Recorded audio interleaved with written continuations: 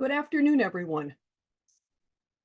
My name is Pam Crabtree, and I am a professor of archaeology in the anthropology department here at NYU.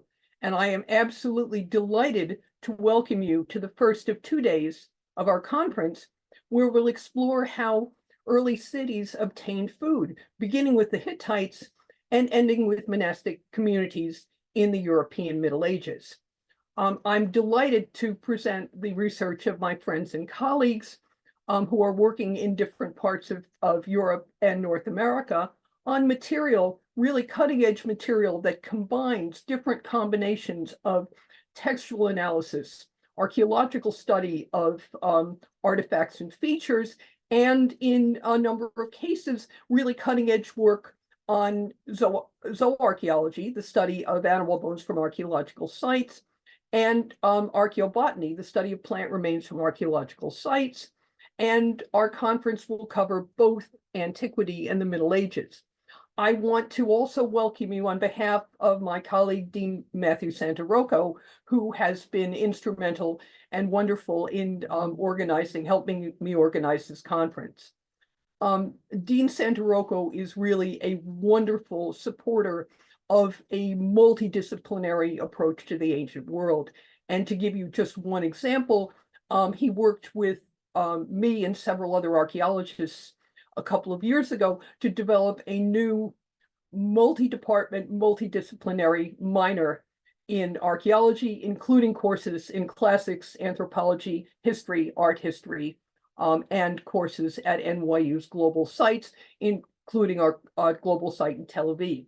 It's been an honor to work with him, and I particularly want to thank his associate, Anna Dodge, who has been a terrific part of the team and has helped us get the organization. Just want to give a little bit of background on why we're interested in the question of feeding ancient cities. And to do this, I want to step back about 100 years ago to the 1920s. Some of you probably know that V. Gordon Childe was one of the leading archaeological theorists of the first half of the 20th century. And back in 1925, he posted Man Makes Himself, which was really the first most comprehensive statement of his theory of two revolutions. And of course, Childe, who was born in the end of the 19th century, had experienced firsthand not only the Industrial Revolution, but the social, political, and economic consequences of it. And he developed a theory looking at the ancient world of two revolutions. The first was the agricultural revolution, and this represented the transition from people who made living by fishing, foraging plants, hunting, and other non-agricultural technologies. It's a transition that we know today, based on modern excavations, began about 11,000 years ago. And what we see is a transition from foraging to farming, agriculture, and animal husbandry. And the transition began in broadly the ancient Near East and Eastern Mediterranean, in an area that stretches from Turkey to Iran. The reason that that was important to Childe is that Childe was really interested in the origins of urbanism in the ancient world. And the transition to animal husbandry and to agriculture provided the economic basis for his urban revolution. And the reason that this was interesting, of course, to Childe was that when he looked at the characteristics of urban societies in the ancient world and the medieval world, and frankly, the modern world, one of the things we know is that cities are populated by people who are not engaged in any form of food production. These include craft specialists, administrators, religious specialists like priests, and the question of how these urban dwellers obtained food and other animal resources is really one of the important ones that we need to understand in order to understand how ancient and medieval cities functioned. Now, one of the reasons that we're doing this now is that basically there was a and has been a real interest in urban archaeology beginning in the 1960s and continuing to the present day. A lot of this was sparked initially by Reconstruction after the damage that was caused by World War II, and also a broad interest in understanding cities and their function, not only in the areas we'll talk about today and tomorrow, which are the Eastern Mediterranean, the Middle East, and moving into Europe, but also in areas such as China, Latin America, and Africa. And so basically, we've also seen in the 21st century that this interest has really been augmented by cutting edge technologies in areas such as zooarchaeology, archaeobotany, and analysis of material culture, and of course, the digital revolution. And so the papers in this conference will focus on ancient and medieval societies in the Mediterranean and temperate Europe. And I'm just really delighted to have my friends and colleagues come and speak to you about their ongoing research. And I want to say I'm profoundly grateful to them. This is something very personal to me because I've been in archaeology for a long time. And my first experience in excavation was when I was an undergrad at Barnard, and I went to work in the Winchester excavations with Martin Biddle. And it really launched a lifelong interest in basically in cities and their functioning that's included my own work in studying how the early medieval towns of Ipswich in England and Antwerp in Belgium obtained food. And so basically, I'm delighted to welcome you here. And I just want to say a couple of things quickly about how this will function. All of you will have your video off and your camera off, everyone in the audience, but you will have access to the chat. So what we will do is each of the speakers will speak for about 30 minutes on their chosen topic, and then we will have 15 minutes for questions for each speaker. If you will have questions, concerns, things you want clarified for the speakers, if you can put them in the chat, I will then ask the presenter about the questions that are directed to him or her, and you will have a chance to see the answers. So with that, I'm going to go ahead and introduce the first speaker. And I'm delighted to say that the first speaker is Dr. Lorenzo Castellano from NYU. He's one of my long-term colleagues, and I'm delighted to have him here. And he's going to begin. He is the chronologically earliest speaker in the session. And the title of his talk is Feeding Ḥattuša, Crop Production and Storage in Hittite Anatolia. So with that, I will turn off my camera and my sound, and we will let Lorenzo begin his talk. And again, thank you to the audience for being here. We appreciate you.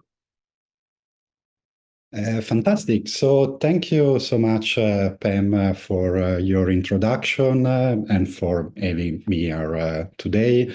And greetings to everybody in the audience. I'm going to share my screen. So apologies, just a second.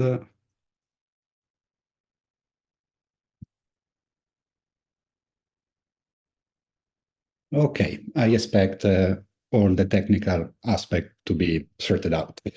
So hello to everyone, and as Professor Crabtree anticipated, with this talk I aim to contribute to the question addressed in this conference by providing a perspective from Bronze Age Western Asia.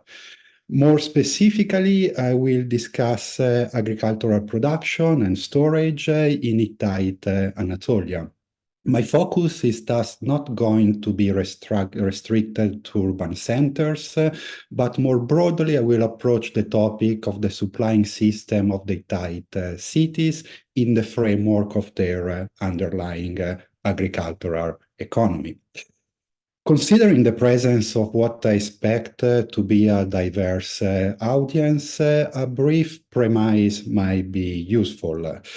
The Hittite kingdom is the first territorial power in the history of central Anatolia, emerging in the 17th century BCE from a landscape of competitive city-states that are characteristic of the Anatolian Middle Bronze Age.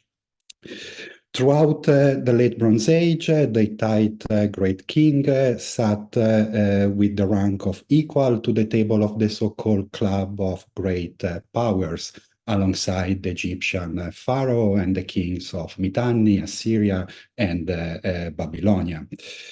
As part of a broader sociopolitical turmoil marking the end of palatial societies, the empire collapsed in the early 12th century BCE. Given the scope of this conference, the capital of the empire, Ḥattuša, modern Bogatskoy in north-central Anatolia, is an ideal starting point for this narrative. According to an old Hittite text, the earlier Middle Bronze Age settlement at the site was destroyed and cursed by Anitta, king of Kushara. Yet, after a brief hiatus, another man from Kushara, Ḥattuša, chose the site as capital of his kingdom. Ḥattuša soon became one of the most important cities in the ancient Near East, reaching by the late 16th century an impressive extension of more than 180 hectares. Feeding the population of the city with its large administrative and religious apparatus surely pose unprecedented productive and logistic challenges. In addition to its size, the Hittite capital is in fact located in a landscape with a comparatively limited access to prime arable land. The maximum carrying capacity of its hinterland has been estimated to be in the range of the few thousand individuals, whereas the hypothesized peak in population could have been up to 10 times greater. In other words, Ḥattuša would have needed more grains, more foodstuff than its immediate neighborhood could likely produce. Given this premise, it does not come as a surprise the discovery at the site of massive grain storage facilities located in different areas of the city. Expanding on the model proposed by the current director of excavation at Ḥattuša, Andreas Schachner, I will argue that those facilities are part of a broader network of agricultural infrastructure and associated administrative institutions, which allow not only to feed the capital, but more in general to sustain the emergence of the Hittite kingdom itself. Before reviewing those innovations, I shall first introduce briefly to the environmental setting of central Anatolia, to which are connected some intrinsic structural limits of its agricultural landscape. Central Anatolia is a raw high plateau surrounded by steep mountain chains and located at the center of a peninsula that protrudes into the Mediterranean Sea. This unique physical geography underlies the regional climate, vegetation, and hydrography. Winter Mediterranean storms are in fact partially blocked by a combination of localized high-pressure systems and orographic effect, ultimately determining significantly lower precipitation reaching the plateau in comparison to the coastal regions of Asia Minor. The resulting climate is continental, semi-arid, with average annual precipitation ranging between 280 and 400 millimeters a year. In terms of seasonality, two peaks in precipitation are expected in the fall and spring, while the hot summer is extremely dry. The presence of a relatively wet cold season and a dry summer, a characteristic defining more in general, obviously the Mediterranean and West and Southwestern Asian climate, underlies the ecological foundation for the cultivation of winter cereals. Sowing is conducted at the onset of autumnal rains. The moisture present at this stage is a crucial factor in determining the germination rate, the number of seeds that successfully develop into a plant. During winter, the crop undergoes a phase of dormancy, while at the beginning of the spring, growing resume, triggered by longer days, higher temperature, and increased soil moisture. The latter is enhanced in central Anatolia by a second peak in precipitation, to which contribute also snow melting. Moisture at this stage of the farming calendar correlates to the number of grains that form in each year, thus directly affecting yields. Harvest finally is taking place in the summer. The winter cultivation cycles defines the backbone of traditional and ancient Western Asian cereal farming. Evidence for the cultivation in protohistoric Anatolia of spring-sown barley and wheat remains in fact controversial, and it's only with the first millennium BCE that a summer cereal, millet, gained localized economic importance.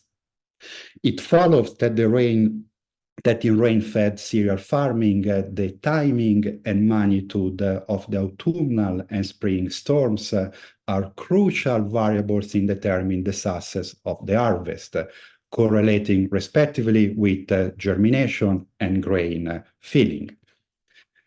The ancient Anatolian farmers were surely well aware of the importance of those seasonal precipitation. An example, for instance, comes from the Hittite autumnal and spring festivals, which might be interpreted as propitiatory, respectively, of the sowing and earing of cereal plants.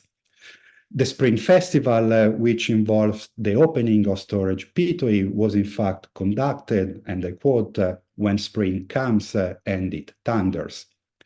Quoting again from the closing invocation of the festival of the storm god of the rain of Ḥattuša, O storm god, my lord, make rain plentiful and make the dark earth satiate. And, O storm god, let the loaves of bread become plentiful. Problems thus arise when it does not thunder and rain is short from being plentiful.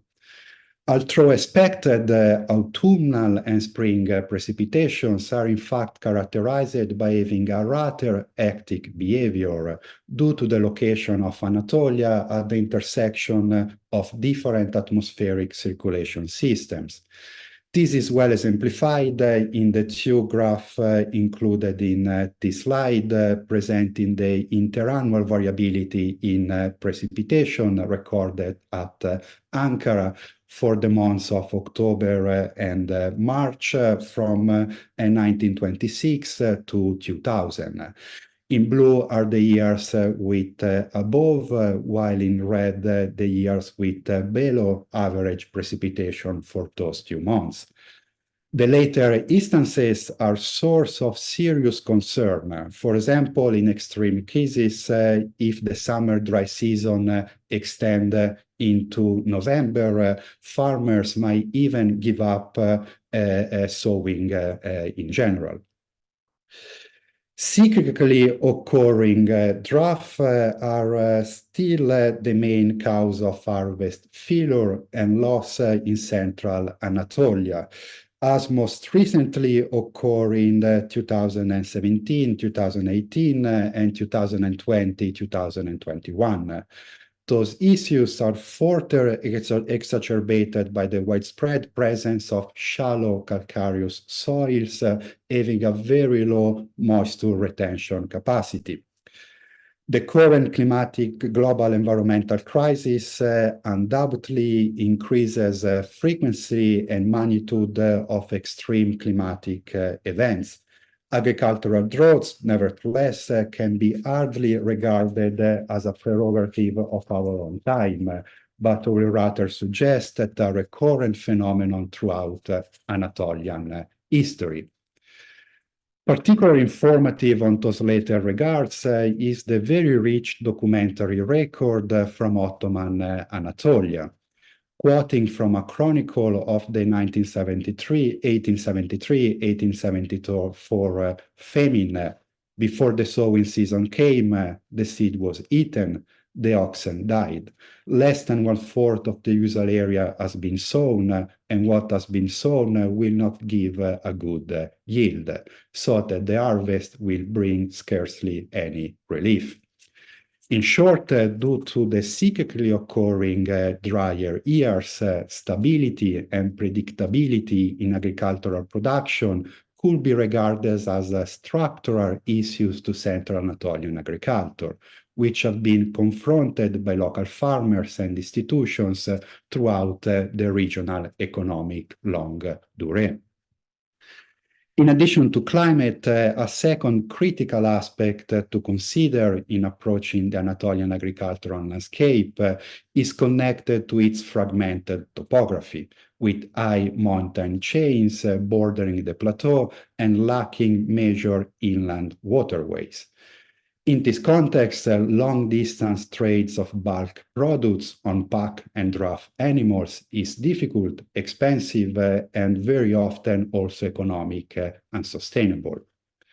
To provide an example, also in this case from Ottoman Anatolia, the price of wheat and barley produced in the region of Ankara tripled at the arrival in Istanbul, and a similar figure is reported for the route from Erzurum to Trabzon. Those structural difficulties in mobilizing grain surplus likely limited the possibility to mitigate famines and seed shortage by delivering grains from unaffected areas, as well as directly impacting the supplying capabilities of urban centers. In light of the consideration so far made, the physical geography of the Anatolian plateau has been traditionally regarded in the scholarship as a challenging and limiting factor to the development of a stable and productive agriculture. This notion holds far-reaching implications to the interpretation of the regional socioeconomic and political trajectory. For example, it has been often called into question the role of staple economies to the emergence of social and political complexity in the Anatolian islands, in contrast to the more productive irrigated landscape characteristic of the Mesopotamian alluvium. Thus, given this premise, how the Hittite polity fits this narrative, and how, given this landscape, the Hittite administration sustained their massive capital city. A brief premise on available sources here is needed. The bureaucratic functioning of Western Asian economies rely on a tradition of bookkeeping, which informs on institutional involvement in production, extraction, accumulation, and redistribution of agricultural staples. Hittite Anatolia, in those regards, is a complete outlier, given the presence of cuneiform archives overwhelmingly dealing with ritual and religious rather than administrative matters. Based on the silence of the textual record, alongside an assumed low productivity of the plateau, staple products have been often regarded as a secondary component of the Hittite political economy. This dominant view has been, however, more recently challenged by archaeological evidence from Ḥattuša and elsewhere, most notably with the discovery of large-scale storage and hydraulic infrastructures, the former already briefly mentioned at the beginning of this book, and I will now review more in detail this evidence. In discussing large-scale storage in Hittite Anatolia, I must start from the so-called silo complex, a massive granary underneath in the lower city of Ḥattuša. This structure is truly impressive in its size, comprising 32 underground chambers, with an overall capacity of up to 4,200 tons of grains. By a very crude calculation, this would translate into up to 8,400,000 daily rations of cereals, which will potentially feed 20,000 people year around. This structure, built during the formative period of the Hittite polity, was destroyed by a fire in the early 16th century BCE. In addition to the silo complex, large-scale storage facilities have been brought to light also elsewhere in the Hittite capital. In the outcrop of Buyukaya, 11 rectangular silo pits have been excavated, with dimension varying from 12 by 18 meters to 6 by 6 meters and exceeding 2 meters in depth. Radiocarbon dating indicates that this area of the site housed storage facilities from the early 16th century to the end of the empire. A large silo dating to the beginning of the Late Bronze Age is reported also from the upper city of Ḥattuša, in the area that later will be occupied by the South Pond complex. Following the discoveries from Ḥattuša, large-scale granaries were identified in Hittite citadels across central Anatolia, at Alaçoyuk, Oimaçoyuk Nerik, Kamankalyoyuk, Inandik Tepe, Kuşaklı and Ortaköy Şapinova. To this list, we might also add a further possible example from Çadiroyuk, as well as above-ground storage chambers from the palace of Mashatoyuk Tapika. In short, the centralized accumulation of large quantities of staple products clearly emerged as a characteristic feature of late Bronze Age Anatolia, a recurrent urbanistic feature of the Hittite city, with almost all the main excavated sites within the core region of the Hittite polity housing storage facilities built to store impressive quantities of crops. In central Anatolia, we do not have to date any clear example of storage structures comparable in terms of scale predating the late Bronze Age. The technology of hermetic underground storage was surely already known, as documented at Demirçoyuk and Rezvoglu, dating respectively to the early and middle Bronze Age. Yet those earlier examples are characterized by small, medium-sized silo pits, which are more indicative, in my opinion, of a shared communitarian control over stored products rather than storage under a centralized authority. There are, in fact, profound operational differences in storing large amounts of crop in several facilities versus concentrating them in a single large-scale structure. Difference in scale have thus qualitative implications connected to management, usability, and destination of the stored products. The goal of cereal storage is to maintain the grains ungerminated to allow palatability, while preserving their viability to allow melting and, more importantly, sowing. To fulfill those aims, it is crucial to control moisture, oxygen, and temperature in the storing environment, to avoid germination, fungal propagation, and insect infestation. In the case of underground bulk storage, to obtain optimal storage conditions, the structure, once it's full, is sealed by a layer of earth.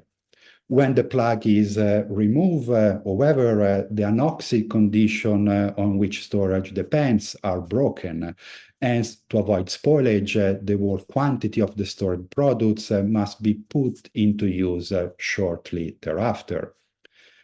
Based on those considerations, large-scale storage facilities are thus explicitly conceived to store bulk products over a long time period and not for a periodic or episodic use throughout the year.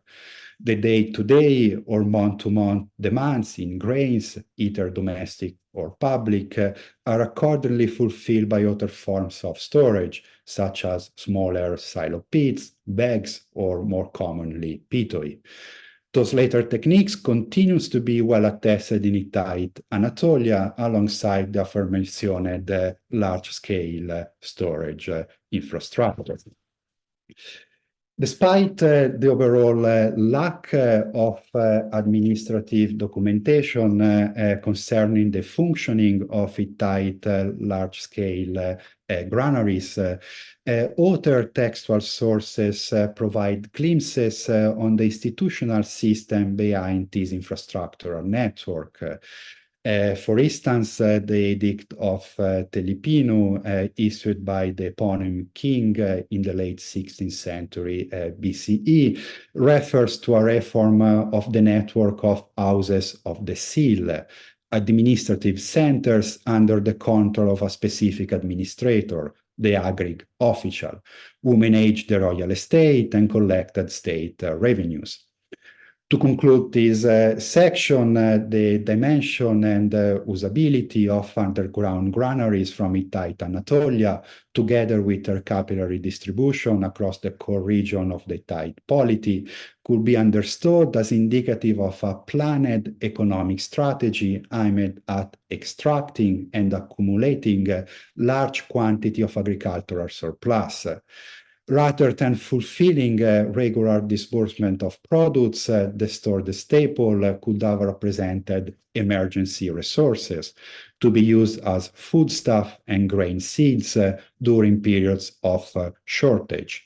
Thus, the ability of the Hittite central power to accumulate bulk quantities of agricultural products might have played a crucial role in buffering the impact of endemic short-term drought cycles that I discussed at the beginning of this talk, and any other disruptive event affecting grains availability.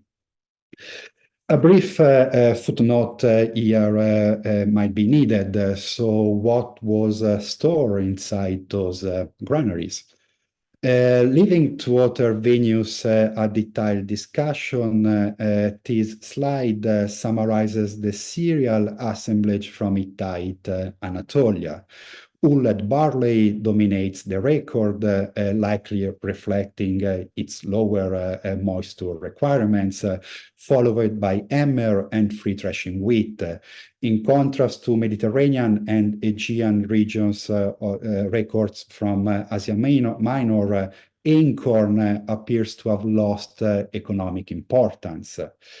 Given the time at our disposal, I'm not going today to delve into the phytonyms attested in Hittite cuneiform sources that are reported in this table, yet I do want to emphasize the methodological and ontological challenges intrinsic in the process of mapping ancient plain names into current taxonomic systems.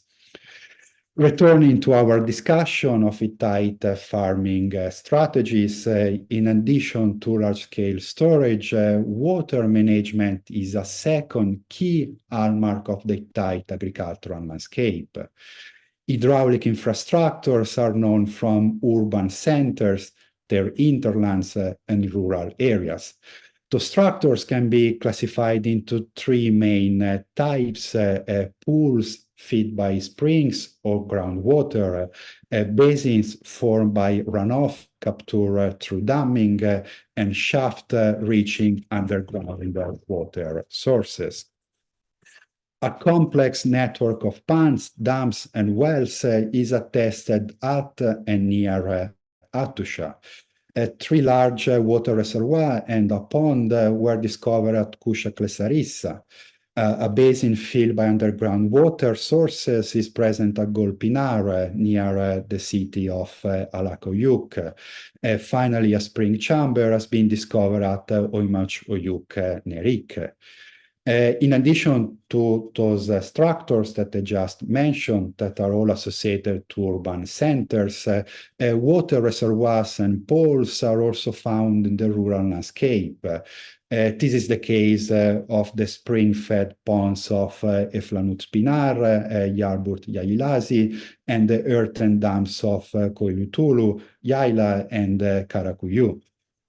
Hydraulic infrastructures are thus a further distinctive feature of the Hittite period, also in this case without known prior examples in the region comparable in terms of scale.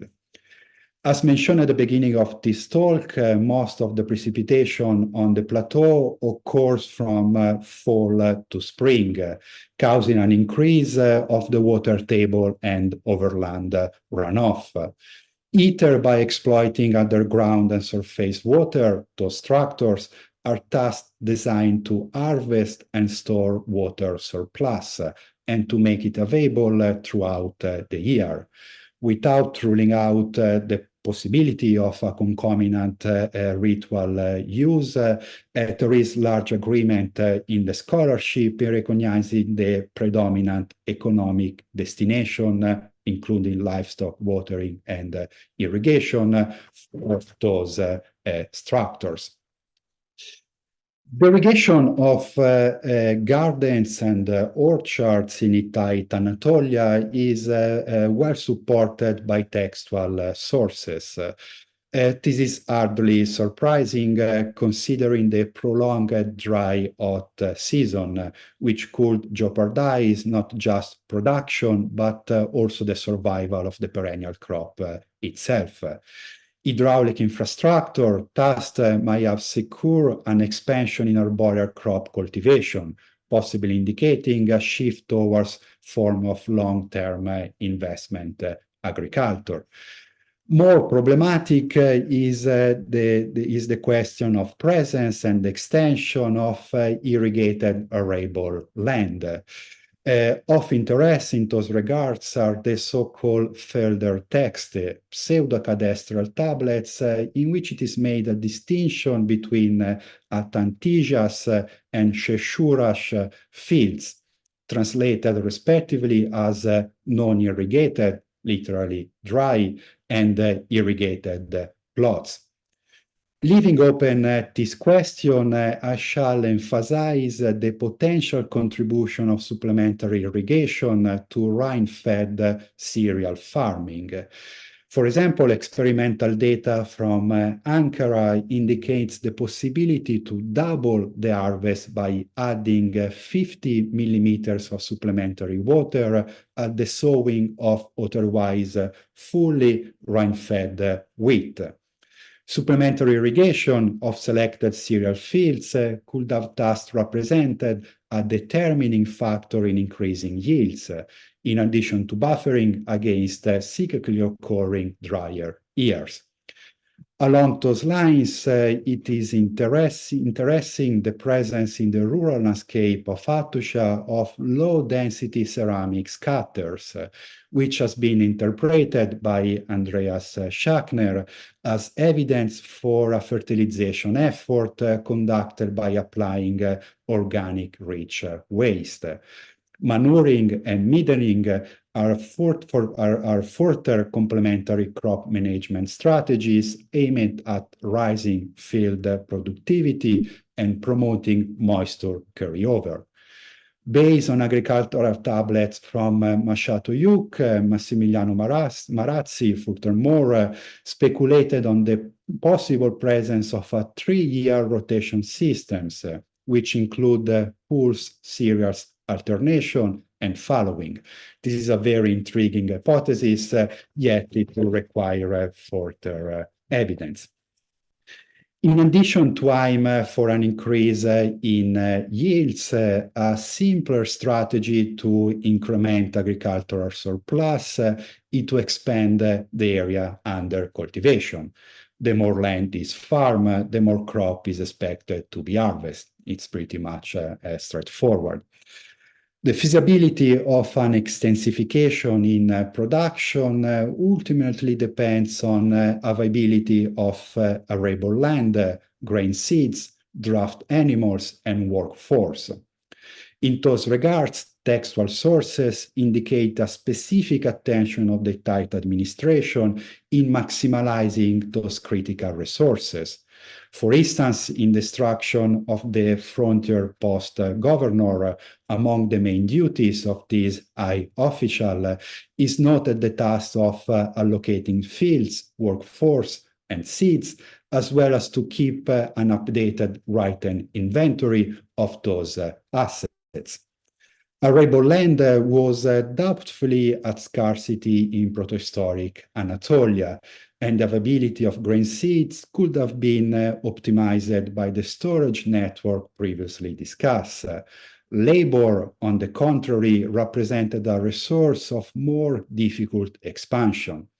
Workforce appears to have been particularly in shortage in Hittite Anatolia due to endemic demographic issue that precipitated during the late Empire period. Same as elsewhere in Western Asia, warfare was an instrumental activity to expand the workforce. This is well exemplified by the recurrent topos reported at the end of military deeds of the Hittite kings. And I quote, "I burned down the name of the town, and I came away with deportees, cattle, sheep, and I brought them away to Ḥattuša." Considering the availability of labor as a critical variable, it is furthermore not surprising that in royal donation deeds, in addition to land, are included entire households, which appears to have thus been directly bonded to the estate. Overall, this evidence suggests that the process of agricultural intensification and extensification in Hittite Anatolia is not directly connected to demographic growth, but it was more likely driven by political choices of structures. To sum up, the emergence of the Hittite polity could be associated to the development of a network of agricultural infrastructures and associated administrative institutions. I argue that this system was based on three main strategies outlined in this slide. An expansion in production based on the maximization of available land, workforce, and seed reserves, a possible effort to increase productivity involving irrigation, manuring, and possibly other agronomic innovations, and the establishment of buffering strategies against the social and productive impact of agricultural growth by means of a network of large-scale storage facilities. Altogether, those innovations, paralleled by the related institutional structures, may play a determining role in allowing the polity to outgrow the structural limits imposed by the Anatolian plateau, ultimately supporting the emergence of the first territorial power in the region and sustaining the unprecedented expansion of its capital city, Ḥattuša. In the last section of this talk, very briefly, I'm going to discuss the possible role that agricultural production might play in the processes that brought the Hittite polity to an end, so at the opposite end of the Hittite political trajectory. The fall of Ḥattuša took place at the end of a decades-long phase of political instability. In this framework, the Hittite economic system appears to have suffered an important contraction, which is highlighted by textual sources reporting food shortages. This evidence consists of letters found at Ḥattuša and Ugarit, dated between the mid-13th century BCE and the end of the empire, and concerning shipments of large quantities of grains, which is often framed in dramatic tones. The earliest of those grain requests are two letters dated to the reign of Ḥattuša III. The Hittite queen, Pudwepa, writes to Ramses II, asking the pharaoh to hurry in sending the due dowry, because she say, and I quote, "I have no grain in my land." In a second letter, it is mentioned the organization of a Hittite expedition in Egypt in order to obtain barley and wheat. Succeeding to Ramses II, Meremptah claims that he, and I quote, caused grains to be taken in ships to keep alive the land of Hatti. The harbor cities of Ura and Ugarit, under Hittite control, played a crucial role in those shipments between Egypt and Anatolia. And it appears that by the end of the 13th century, Ugarit was increasingly solicited by Hatti to deliver grains. The emergency nature of those shipments is exemplified, for example, in the letter RS 20-212, and I quote, "It is matter of death or life." Why were thus Anatolians no longer able to produce their own foodstuff? And what happened to the infrastructural system that I discussed in the first section of this talk? As recently discussed by Manning and colleagues, a growing body of evidence indicates the presence of arid conditions in the Eastern Mediterranean basin and Western Asia during the last centuries of the second millennium BCE. For example, an high-resolution speleothem from the Peloponnesus Peninsula supports the abrupt onset of a dry period at about 1350 BCE, followed by a short-lasting phase with relatively wetter conditions, and by about 1225 BCE, the beginning of an arid trend extending until the end of the first millennium BCE. Although with a lower chronological resolution, paleoclimatic proxies from the plateau, such as the limnic sequence from Lake Tesser, agree with this overall framework. Given a concomitant acceleration in the construction of hydraulic infrastructure and storage facilities, we might suggest that the Hittite authority responded to the new climatic challenges by relying on the same strategies that allowed the polity to overcome the short-term environmental stress endemic of the Anatolian plateau. Those strategies, which were previously successful in buffering against cyclically occurring drought, were likely ineffective in a new climatic scenario defined by long-term sequences of arid events of higher magnitude. Runoff harvest is in fact of little use against a sequence of years with lower precipitations, while large-scale storage cannot effectively address productive crises underneath multiple consecutive years of crop failure. I will thus suggest that by relying on traditional strategies, the central institutions failed to develop effective response measures, exacerbating the crisis and ultimately paving the way to the widespread famines and connected desperate requests of grain shipments. In short, in a political and environmental challenging landscape, Hatti might have been no longer able to effectively feed its demanding institutional apparatus, as well as its large capital city.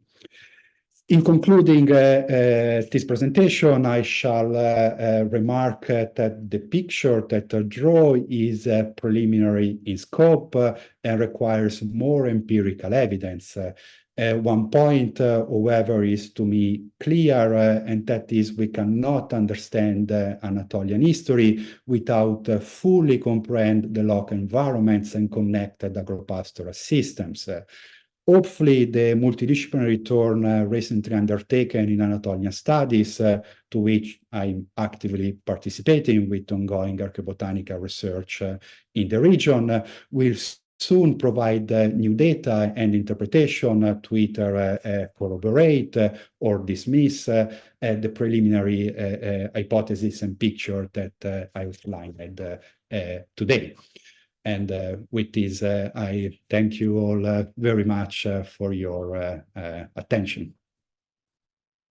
Lorenzo, thank you so much. That was really interesting. And just as an aside, it really fits so neatly with what you've been working on in the seminar this semester. I'd like to take the prerogative of the chair and just ask a question. I've been really interested in those huge storage facilities in Ḥattuša themselves. I guess the question I have is the amount is staggering, and I'm wondering, how long will, if they're fully sealed, how long will they last? And, just sort of at what point will the grain no longer be viable to use as seed for futures? Just how does, beyond just keeping the air out to try to preserve them, how long does it work? Yeah, so thank you for the question, Pam. This is a very good question to discuss. And based on ethnographic evidence, it's possible to reconstruct likely a maximum storage capacity of up to 20 years. So we say that those underground storage facilities can effectively store grains up to 20 years. Obviously, there is always a trade between storage time and germination rates that you're going to obtain by using those seeds for sowing. So with time, there is a decrease in the germination rate. So 20 years is the maximum capacity until when the germination rates are usually considered to be acceptable in an agricultural economy. And so it's providing us that maximum storage time span too. Oh, that's great. Thank you so much. And we have some questions in the chat, so let me read these here. Is there any recorded cultivation storage of millet, given that millet was mentioned in your presentation, but not mentioned in the bibliographical grain storage lists that you followed? And also, along with that, is there recorded cultivation of flax? Yeah, so millet it appears in Anatolia already in the Middle Bronze Age, based on the archaeobotanical evidence so far at our disposal, especially on the coast. For example, at Troy in the Middle Bronze Age, there is a reasonable good amount of millet that has been documented. However, it's only with the early first millennium BCE that we see in some regions of Anatolia, but in general of Western Asia, an economic importance of this crop. And this is a very good question because millet is a summer crop. So in the climatic context of Western Asia, even if it is a drought-tolerant crop, it necessitates a degree of irrigation. So the usual interpretation is to look at the greater importance of millet in the first millennium because of an expansion of irrigation capabilities across Western Asia that is allowing for the farming of this summer crop in that specific climatic context. In regard to flax, we do have archaeobotanical evidence about flax. It's always a matter of debate whether that evidence should be explained as the use of the crop for textile or for oil production. So that is completely up to discussion. But in general, it seems that wool was the most important source of textile in Anatolia, same as other regions in Western Asia. So probably it will be more likely to consider a secondary role of flax in textile industry in Anatolia because of that traditional importance of sheep and goat husbandry that is connected with the use of their secondary products as a textile source for textile production. Great. And I have one more question from the chat, and the timing on this is perfect, I think. And the other question that's been asked is, does the 2002 report from ICARDA cited in your presentation take into account the radically different structure and genetic characteristics of grain seeds 30 centuries ago, 3,000 years ago? So if there is any difference in crop varieties in the periods that we are considering in comparison to later periods, yeah, I mean, unfortunately, is very challenging, and without genomics data, I would say impossible to be able to reconstruct cultivars of cereals in the ancient world. So this is mostly up to speculation. According to some colleagues, it's considered as a possibility that some spring-sown varieties of wheat and barley were present based on some sporadic textual evidence about sowing those crops in the spring, but remain very controversial. But of course, we need to factor that some improved cultivars with higher yields could have contribute alongside agronomic techniques in raising field productivity at the time. But again, without genomic evidence, that is very challenging to obtain in the archaeobotanical record. It's going to be very complicated to empirical evidence on those regards. Lorenzo, thank you so much. That was a fabulous presentation. I enjoyed it. So here we go. So we're actually quite on time, and I am delighted to introduce our second speaker for the day. Our speaker will be Dr. Flint Dibble, who is a faculty member at the University of Cardiff in the UK. Many of you may be familiar with him because he is fighting the good fight on social media against the ancient aliens approach to archaeology and fighting it with real hard data. And I absolutely love seeing him do that because there is so much nonsense out there, and I think it's much more impressive to see things being done by real ancient people than, visitors from outer space. So with saying that in the way, what the topic of Dr. Dibble's talk is the development of urban foodways in the ancient Greek world. Thank you very much, Pam, for that introduction. I'm assuming everybody can hear me. Let me share my screen. And yeah, thank you very much for the invitation to speak as well. It's an honor. I want to say that actually I'm going to scrap my title. I've found Atlantis, and I'm ready to reveal its secrets. No, I'm joking. I actually came up with this title a year ago, and I expected to be further along on some of my research. So it's a bigger title than what I planned to cover.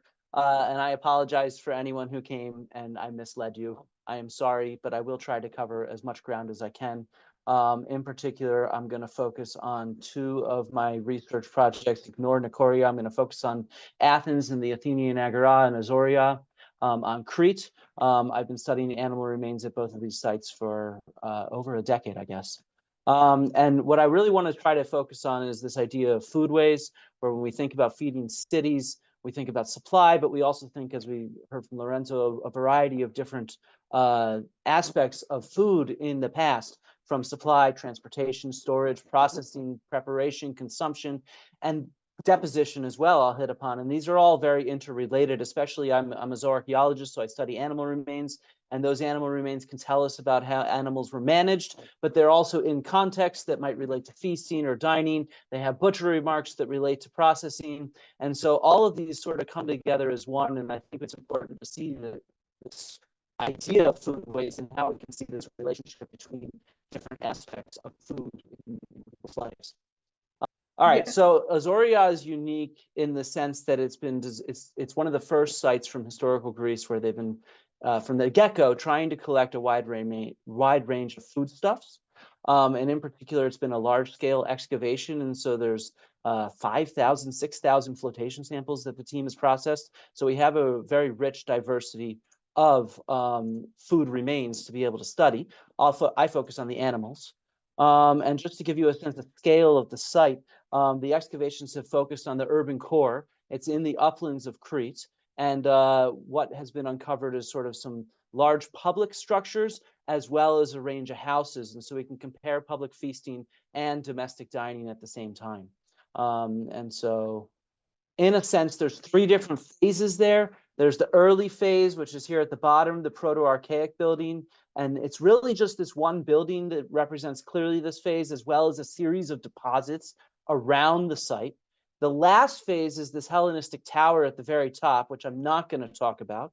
But in the middle phase, what they did, the people who lived there, is they sort of destroyed down to bedrock everything, built a series of terraces, and then constructed some public buildings on the upper terraces of the slope, and then around the edges some residential buildings. And the settlement goes further down the slope, and it even hits upon other hills in the area. But the scale of excavations allows us to really compare and contrast kind of public feasting and domestic dining, residential dining. And at the same time, the site was abandoned suddenly and intentionally at around 480 BC. And so that leaves intact sort of a really amazing ceramic assemblage. Many of the ceramics were left behind. There's no evidence of warfare or anything like that. And so the team and the conservators at the Institute of Aegean Prehistory have worked carefully to sort of conserve these vessels. And this gives us a good sense of the youth of different space. We can see storerooms because they're filled with pithoi, these giant storage vessels that are much larger than me. We can, and Margie Scarry, the archaeobotanist, has been hard at work identifying sort of even seeds at the base of these vessels. And they're largely filled actually with crushed olives and crushed grapes. So these storage vessels seem to be storing more wealthy commodities in these kind of townhouses rather than staple crops.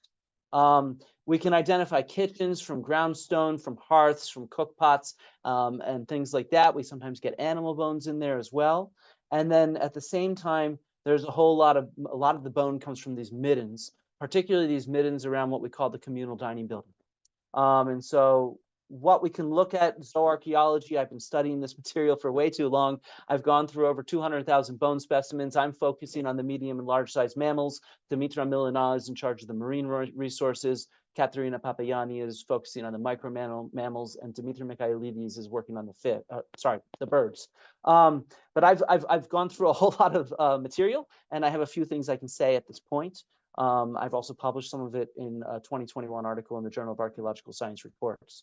Most of the animals there are goats in terms of the larger mammals. If we look at this is a total proportion of what's been studied. In dark green is goats, and you can see they represent over 50% of the assemblage, followed by sheep, followed by pigs, followed by cattle.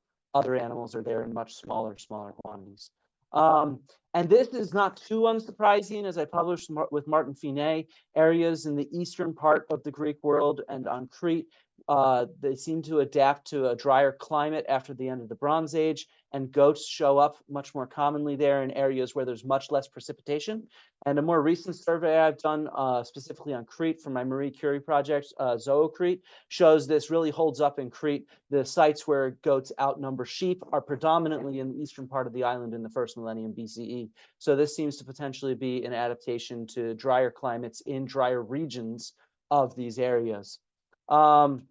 But when we start breaking it down, looking across the site, trying to understand what's going on in different spaces, they're eating the same animals sort of everywhere. Everywhere we look, there's a similar taxonomic composition. Most of the most common animal in most trenches is goats, followed by sheep, followed by pigs, followed by cattle. It's fairly consistent, and it's really boring when I'm going through and counting up 20,000 identifiable bones. So instead, I'm going to show you a few goat pictures because we have a lot of goats that still wander through the sites today. We had issues with a local goat herd, and there's a lot of goats in this upland region of Crete, including some dead ones. This is some of them invading the site. Some of the excavators had to deal with goat turds when they came into the trench in the morning, and maybe that's why I have so many goat bones there. Fortunately, they never bagged up any goat turds for me. And this was a constant problem, and that's partly why we have so many nice photos, because we set up a camera trap to try to document this and tell the goat herd not to let his goats on site. But this is a common problem archaeologists around the world face. Goats show up everywhere, anywhere, in trenches, rubbing against profiles, because goats can climb fences, they can climb walls. They're a very difficult thing to deal with. But let's go back to some ancient goats really quickly. So yeah, it's really striking that the meals that people are eating at home are similar to the meals from public dining contexts. And it's not what I wanted, right? I wanted to find much more variability in these assemblages. At the same time, if we look at the age of slaughter, so what we're looking at here is a mortality profile with 100% of the herd alive at birth, and then over time, more of the percentage of the herd is being slaughtered. It turns out they're not just eating the same animals, they're eating the same animals of the same ages in public feasts and in houses. The only few differences I've been able to identify, the main one is butchery.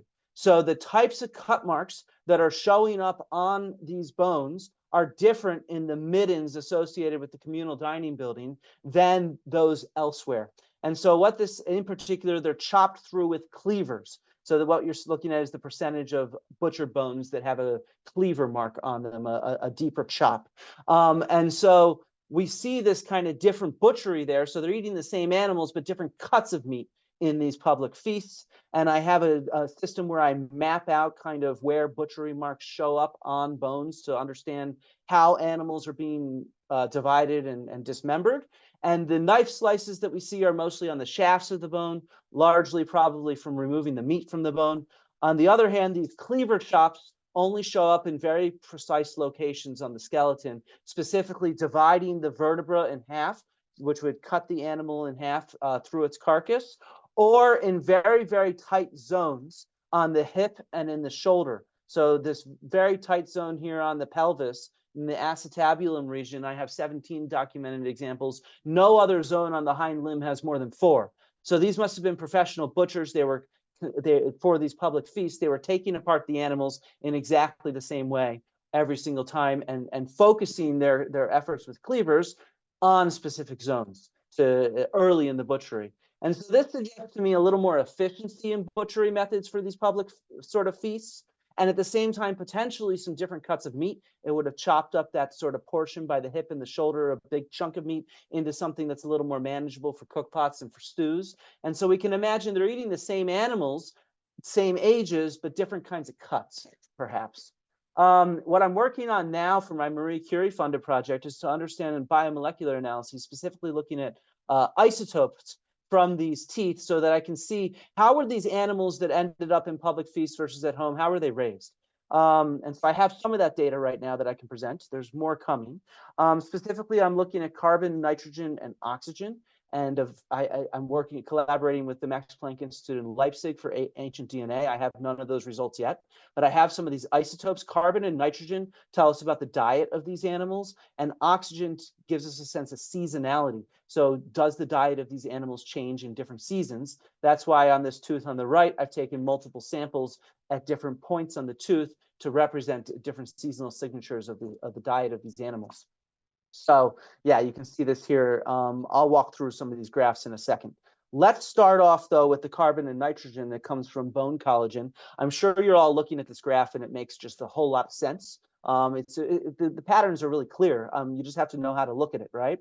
So what we're looking at here is the different ratios of nitrogen and carbon stable isotopes in the bones of these animals. And like I said, that reflects the diet of them. If we break this down into different contexts, though, it does start making sense. So those from the earlier phase, that proto-archaic building, we can see that they mostly cluster in the upper left of this graph. And so in this earlier phase, these sheep and goats have a slightly different diet with some overlap, but it's certainly different than the sheep and goats in later periods.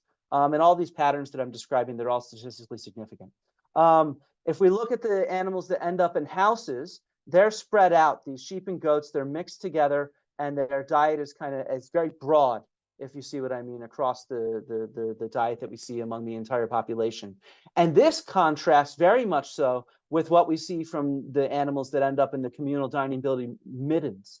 The sheep seem to have a very different diet from the goats there. And so the animals that end up in this communal dining building feasts, they seem to have been managed somewhat differently, particularly these sheep. They're consuming a different range of plants than the goats are. And together they sort of overlap with the residential animals, but this sort of sharp separation between sheep and goats indicates that they're being managed in a different way. So they might be coming from different herds, or they might they're different herds that were managed in a different way, in the sense that they had a different diet. We can look at this on a more precise level by looking at those samples that go up a tooth, and we can understand the seasonality of animal management. And so what we're looking at here is the white dots and the curve that's there. That's the oxygen values. And so at its minimum, it's going to be winter season, and at its maximum, it's going to be summer season. The curve with the black dots, that's the carbon values, and that again relates to different kinds of plants that these animals are eating. And with this example, we can see how the plants that this specific goat was eating changed seasonally. So they were being herded in a way that would have caused that change. And so there's a few different patterns. This is a fairly well-established method, but there have not been many of these that have been published across the ancient Greek world. I think the largest assemblage has been published by Catherine Bishop, which has 4 from Hellenistic Central Greece. Valesi has done this with 9 animals from Bronze Age Knossos. I have the data for 50 different animals, so we can look at a larger pattern across the site. And sorry, I gotta be able to see what I'm saying. About 20% of these sheep and goats, what the pattern that we see, it correlates. In a sense, the carbon value correlates with the oxygen value. As the oxygen value is decreasing, the carbon is decreasing, and vice versa. And so what this perhaps suggests, my working hypothesis right now, is that these animals are raised in one place, and as the plants that they're grazing and browsing change seasonally, that's what they're getting, is a seasonal change in plants. Another group of animals from Azoria has an inverse correlation. So when the oxygen is decreasing, the carbon is increasing. Cheryl Makarevitz and others have published that in the Mediterranean, this is a sign of up and down transhumance seasonally. So in a sense, these animals were likely in the uplands in the summer and in the lowlands in the winter. And so that's about a third of the assemblage. I have another group where about 15% of the assemblage where the carbon does not change at all during the different seasons of the year. So my interpretation of this is likely they're growing crops for these animals. They're eating fodder in a sense. And so they grow plants for the animals to eat. They store them and they feed these animals the exact same thing all year long. There's also sometimes a partial correlation where it looks as if the carbon correlates with the oxygen for part of the year, and then all of a sudden it stops correlating, and that would suggest that this animal in particular, these animals in particular, their management changed throughout the course of the year from perhaps that kind of grazing in one place to foddering. And then there's another 15% where it's a lot of variability. There's no real pattern to them. And so this is the overall picture of these animals and their seasonal diet. But what's really interesting is that the ones that have inverse correlation, that up and down seasonal movement, they are primarily either from the earlier phase, that proto-archaic building, where I've published elsewhere. I have an article coming out on the sacrificial assemblages from there, or they come from the public feasting buildings in the late archaic phase, that communal dining building middens. And so this suggests that the animals that are being consumed in sort of public feasting, where the citizens all gather together, they're being managed very differently. They're being managed probably in larger herds that are moving up and down seasonally. And the sheep and the goats also have very different diets. So the sheep and the goats seem to be managed differently as well from those that ended up consumed in houses or elsewhere on the site, where it seems like there's a lot more idiosyncrasy and variability in how the animals are being managed for household dining. So yeah, in this sense, just from Azoria, we can start to see this relationship between the supply of food, the consumption of food, the butchery, and how they sort of all interrelate together, specifically within sort of these public deposits from large-scale feasting where citizens gather together. Many people think that this has a large component with how urbanism really starts. People gather together and it builds bonds. And we can see how those feasts are supplied and from herds that are managed somewhat differently. I'll be very excited to get the DNA results to see if maybe these herds that are managed differently come from different populations or not. So that'll be really, really exciting to see in the future. Oh, one last fun little pattern that I forgot that I threw in here is that dog gnawing pattern. So we can track gnawing on bones from dogs. And there's two places we see a higher proportion of bones that are gnawed. One is in outdoor context, exterior context. That makes sense. The other one is from the floors of the communal dining building, and in particular from the kitchens of the communal dining building. And so, as I published in my article on this material, I think that the people preparing the feast give the dogs more treats when they're preparing feasts. So it's not just a feast for humans, it's a feast for dogs. And it is statistically significant. Whether my interpretation is right or not, I think it's a kind of cool pattern. Okay, so let's head to my second case study, Athens. Let me check on my time. I'm doing okay on time, I think.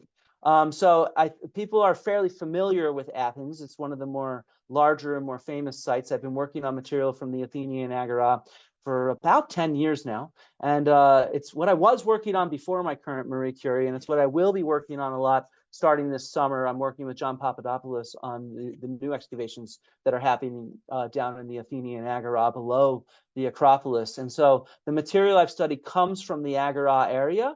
And this is sort of the downtown civic center of ancient Athens. At some points, it includes a few houses and things like that, as well as sort of industrial and crafts workshops. And so this has been a long-running excavation directed by the American School of Classical Studies at Athens that has been undergone for almost 90 years now, I think. And so what most people are familiar with are the monuments and the pottery. And if we think about Foodways, we could think about it in terms of the development of an urban landscape and how that impacts people and their supply of food, their consumption, their processing of food. And I think a first case study that I'd like to start with, though, is water. We can see this really clearly with the sort of construction of fountain houses that begin kind of in the 6th century BCE, and then in particular take off into the 5th and 4th centuries, the classical period, as it's called. And so this shows all the different cisterns and wells and fountain houses excavated in these periods. I think in blue is the wells and in green is the cisterns, if I don't have a legend on there.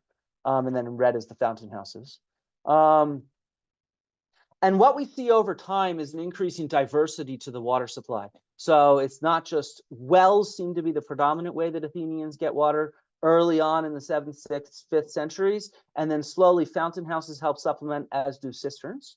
And the development of these fountain houses in particular would have supplied a massive amount of water to this urban core right as it's being developed. Sort of after the Persian Wars, when Athens is heading up what's called the Delian League, what some people think of as the Athenian Empire, during its kind of heyday as well, heyday of wealth. They're building this kind of infrastructure, right? And we can start to see how this has an impact on the kind of pottery that people are using to collect water. So if we focus on wells and the very bottom layers, the excavators call these very bottom layers the period of use. And in this sort of period of use layer at the very bottom, there's a lot of intact water vessels. The majority of vessels at the bottom of these wells from Athens are relatively intact, and they're mostly vessels with handles that are closed and you could therefore tie a rope around them, drop them down, and fetch water. And during this sort of late archaic period, we have this great look at Athens at this time from these Persian destruction deposits that T. Leslie Shear Jr. and Kathleen Lynch have published. And we can count water vessels in these wells, and there's a wide diversity of vessels being used to fetch water, this assemblage of vessels. We can see amphora, cadoi, they're all of different sizes as well, if we look at them to scale. What we see, though, as the water supply urbanizes, fountain houses are built, cisterns are built, things like that, is the assemblage of water vessels constricts in diversity. And in particular, the most common ones are what's called jugs and oinakoi. They're basically the same thing. Oinakoi are a little more decorated or have a black gloss on it, as well as some smaller vessels known as cantharoi. And so we can see that this diverse assemblage from the archaic period, it becomes much less diverse in the full classical period, where we see mostly smaller jugs being used to fetch water because water is more readily available right nearby from all these different sources. At least that's my hypothesis. And so we can use this as a model to try to understand maybe food, right? We've seen how the supply of water changes and how that impacts people's daily lives, the kind of pottery they use. Let's think about this now in terms of animals. And so people have looked at animals in ancient Athens using literary sources, using epigraphy and documentary sources, as well as stable or isotope analysis of humans. And what we see is that the Athenians, particularly during this classical period of wealth and urbanism, they have access to animal protein on a fairly consistent level. Vincent Rosivach has looked at the sacrificial calendars of Athens and of Attica, and he's estimated that on average, Athenian citizens had access to meat free 40 to 45 times a year.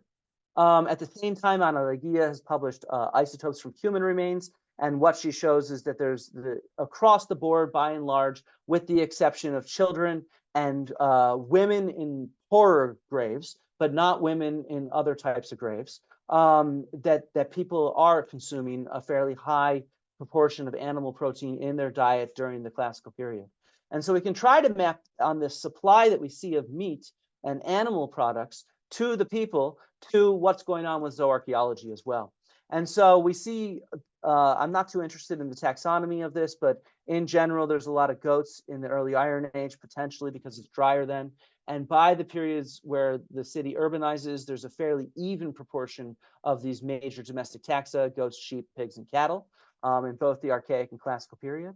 And much like at Azoria, as I mentioned earlier, in the Archaic period, it's a fairly similar taxonomic composition across different major deposits that we see. So they're eating the similar animals in different areas. We've seen this in Azoria. If you look at the publication from Hellenistic New Halos, different houses there are consuming similar proportions of different animals. And so this seems to be a fairly common thing in other sites around the Greek world as well. But this changes in the classical period in the Athenian Agora. And what we start seeing in the classical period is different deposits look very different from one another. And I actually think that this depositional pattern probably also relates to urbanism, where there's a lot more intensive activity going on in this sort of urban center.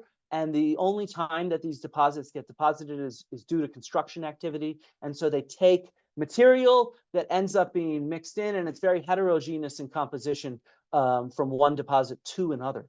And you can see this also in different aspects of these remains, like you have clear sacrificial deposits of burned thigh bones and tails from the altar of Aphrodite Urania, published by David Rees. Or we have horn and bone working refuse that's been published by Michael McKinnon from several different deposits in the Agora. We have, for example, worked astragali in this well J24, published by Kathleen Lynch, where she suggested they're probably children's toys, maybe dice or something like that that could be rolled, or different deposits that seem to be fairly structured, like this well R12-1, where a wide variety of the material, it fits back together, it articulates. It's also very heavily butchered. And so in my interpretation of it is probably refuse from butchery, right there from a commercial sort of butchery. And so that leads me to start thinking about butchery, just like I did at Azoria. And we can start to see this change over time from the early Iron Age down in time, where butchery marks become much more common on animal remains. And specifically, these are cleaver chops. And the reason they're more common is because when you butcher an animal with a knife, you're not trying to leave a cut mark. But when you're chopping an animal with a cleaver, you're actually intentionally leaving a cut mark. So it makes sense that there's more cut marks on bones when there's more cleaver chops through the bones. And so my interpretation is that this is likely commercial butchery in this urban area. Again, we can map out these cleaver chops and cut marks on the skeleton. And what I find interesting is they all cluster here near the acetabulum, but in a different zone than the one that we saw at Azoria, which was down here. So even though I would think that these are both different groups of professional butcheries, they are butchering these animals in different ways. So there's more than one way to dismember a goat or a cow or a sheep. We similarly get this cluster of chop marks, for example, around the kneecap, usually on pigs or dogs, where there's going to be a with a fibula. I'm wondering if it has to do with the anatomy of those different animals, because yes, sometimes they're eating dogs. And so by mapping out these cut marks, we get this sense of professional butchery. And as well, we can see really specialty cuts is what I call them, where it's tough to see, but on the underside of these pork shoulder bones, you can see a series of knife marks. Similarly, on these pig jaw bones, a series of knife marks, and they've been chopped into little tiny dainties in a sense. And if you look at ethnozooarchaeological examples of dried or cured meat, where the meat is sort of more firmly attached to the bone, it's more difficult to take off the bone, and you leave these kind of multiple slices in one spot. And so I think these are examples of sort of cured pork shoulders and pork cheeks in downtown Athens is my working hypothesis right now. And in particular, we can map out the sex and the age of these pig jaws. And most of these butchered ones come from adult female pigs. So probably the breeding sows that have more meat on their bones than the younger male piglets that are being slaughtered for fresh meat. And so these older breeding sows are being cured, at least a couple of their cuts, the cheeks and the shoulders. And this represents the change that we understand from sort of literary sources, the provision of Athens with food coming from really all over the Mediterranean. We could track it with pottery that comes in. We can track it with references in textual sources. And we know that it comes in through the major port at Piraeus that gets developed kind of right at the start of the classical period by Themistocles.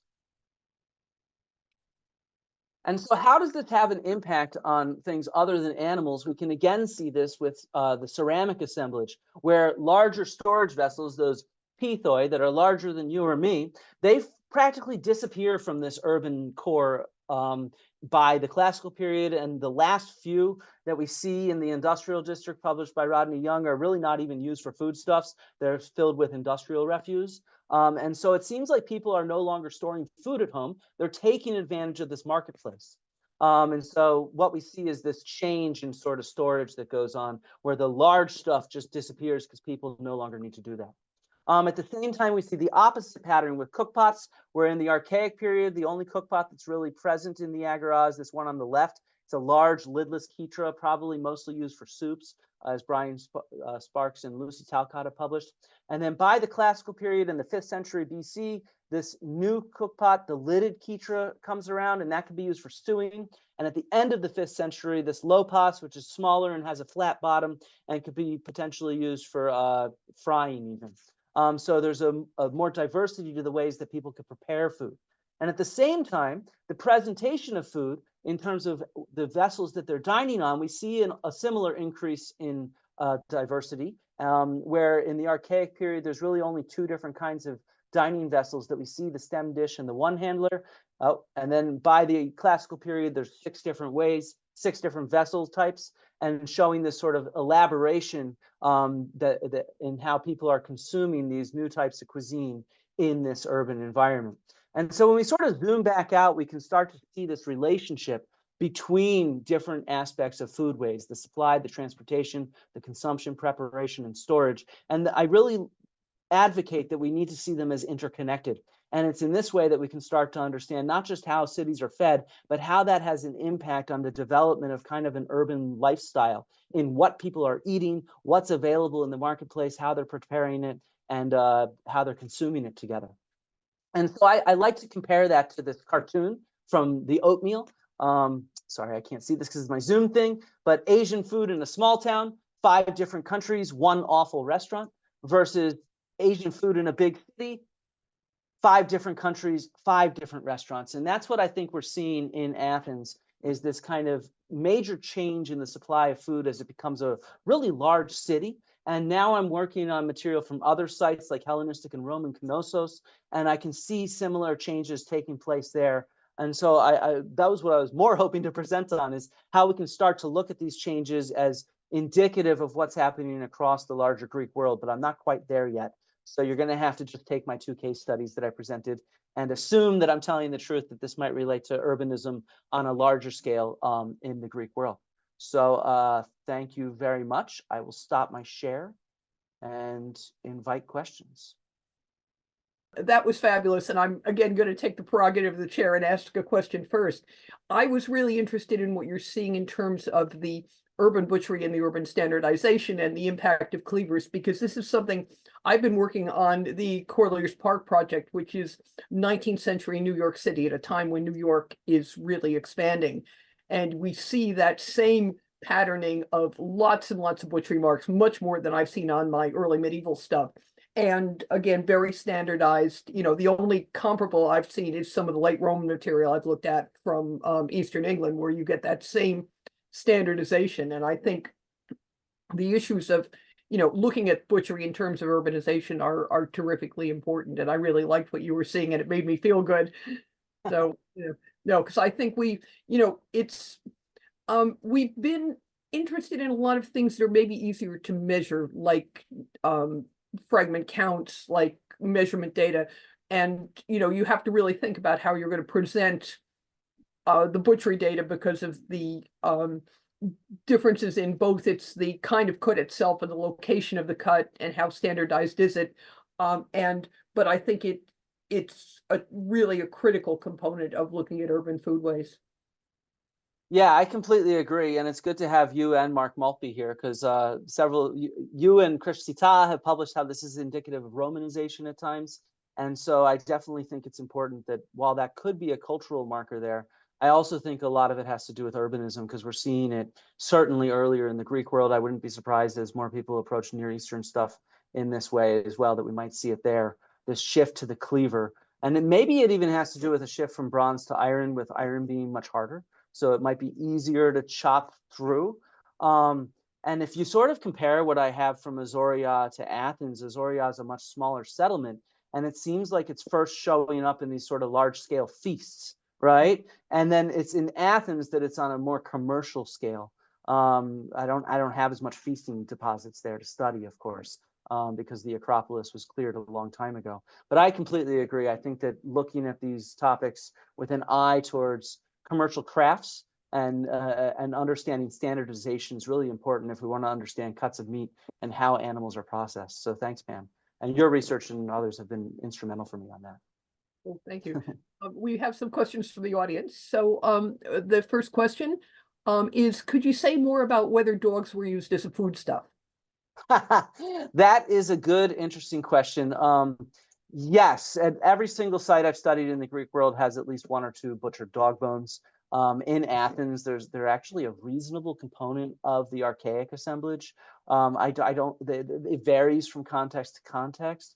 So yes, they certainly are occasionally used for food.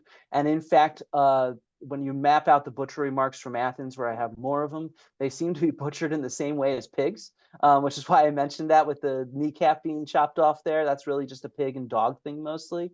And so they're not a major component of food, though. So I don't want to give some sort of impression that they're there in huge percentages or anything like that.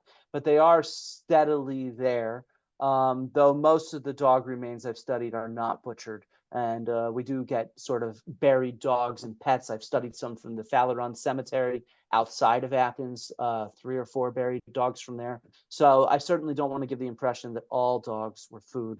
And sometimes they're also sacrificed in weird rituals. There's a huge assemblage of dogs published by Lynn Snyder in the Agora Bone Well, a later period than what I covered. It's about 200 BC, where they're depositing infant children as well as dogs. And so it seems to be an example of infant mortality and the kind of ritual involved with natural infant mortality, right? Not infanticide. And so it seems like the dogs might have been sacrificed there. They seem to have been very like beat up dogs. There's a lot of pathologies on them. So they're probably street dogs that were being sacrificed in this strange ritual associated with depositing the unfortunate infants that died in this pre-modern city. Yeah. Great. And I have another question from the chat as well.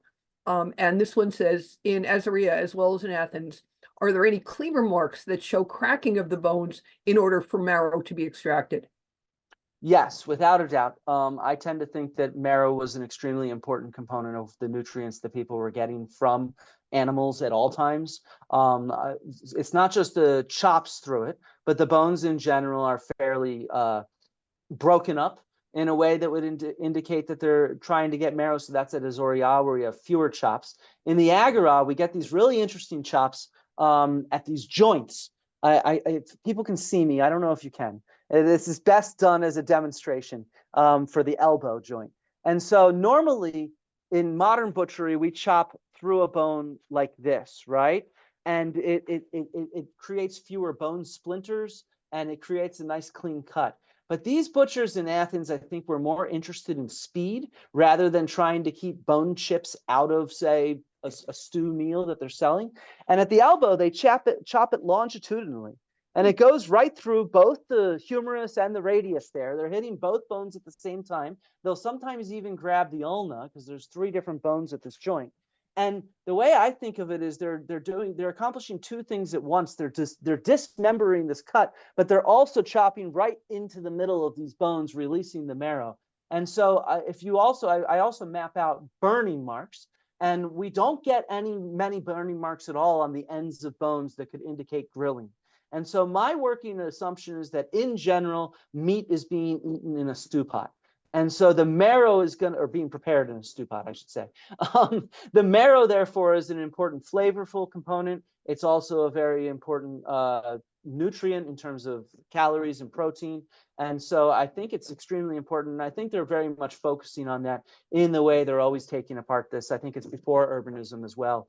In many ways, if anyone has a chance to go to Greece and you sort of have like katopoulos do forno, so chicken in the oven, the way they still butcher today is they break apart those bones and that marrow comes out, and it just makes this rich, delicious sort of meal that's very different from sort of a roast chicken meal where we've not broken the bones in the States or in England. And so I think marrow is what they're going for without a doubt, because it's important. Yeah. Yeah, I think that's a great point. I think a lot of the things that we're seeing from 19th century New York are looking for marrow as well. A lot of this is really stews, and I think it makes sense, if you imagine particularly some of the earlier work we did in the 5 points, imagine people crowded into small tenement houses. Probably the easiest way to cook something is to put it on the top of the stove and slow boil it for a long time. And you could do that while you're engaged in other activities. You might have people doing tailoring in their houses and things like that, and you could just put that in the back of the stove and let it go for 6 or 8 hours and have something then you could have at the end of the day for dinner. Yeah, and I imagine some of this is very portable as well. There's a bunch of portable braziers from the Agora, for example. And so it might not have even been an installed thing. It might vary based seasonally or weather or something like that. And so you could fairly easily just light some charcoal in a sense, and cook your meal. And so, yeah, I think that that's a good point. It's a very different picture than what we get from kind of mythology, though, where it seems like these animals are roasted. And so I think that that must be a form of conspicuous consumption in that case. They also, the counts of animals in mythology, it's all cattle, for example, while pretty much every site in the Greek world is dominated by sheep and goats. And so I think that there's this performative aspect of some of the literary texts that we read.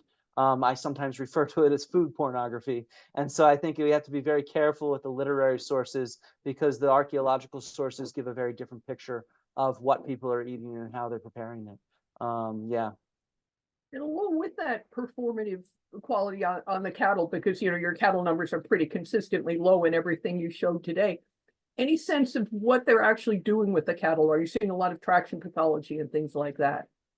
Yeah, so I don't have enough from Azoria to really talk to that, but in Athens, yeah, there's particularly in these bone working deposits where we have a lot of worked bone.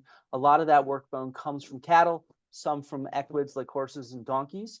But they work the lower legs. They sort of take what's called the metapodials, and those are feet bones, and they're really dense and straight, the shaft of these bones. And so they saw off the ends, and we get those ends that are sawn off. And what's really cool is we also get other parts that are articulated. So we have full ankles and toes, toe bones that I'm fairly sure articulate. It's tough to tell with toes, easier with ankles. But so on those sort of feet bones and those toe bones in that deposit, we have a lot of pathologies that likely come from traction. And I think that also makes sense, because the cattle that you keep alive longer, you're keeping those alive potentially for traction or dairy. And those are then going to have denser bones that are appropriate for bone working. So I Most of those pathologies, if I remember, come from those deposits, though, and not elsewhere where there's younger cattle. So I think that again has to do with that different depositional change that I think also relates to urbanism in the classical period. Yeah. Do we have just 1 or 2 more minutes? Do we have any questions from the other panelists? Fish bones. I see there's a question there about fish bones.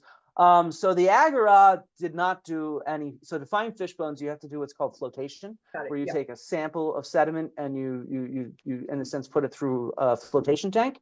And it's a really intensive job. And the Agora has not started doing intensive flotation until last year when John Papadopoulos started excavating. John Camp, the previous director, did some, but it was much more spotty. There are some fish bones.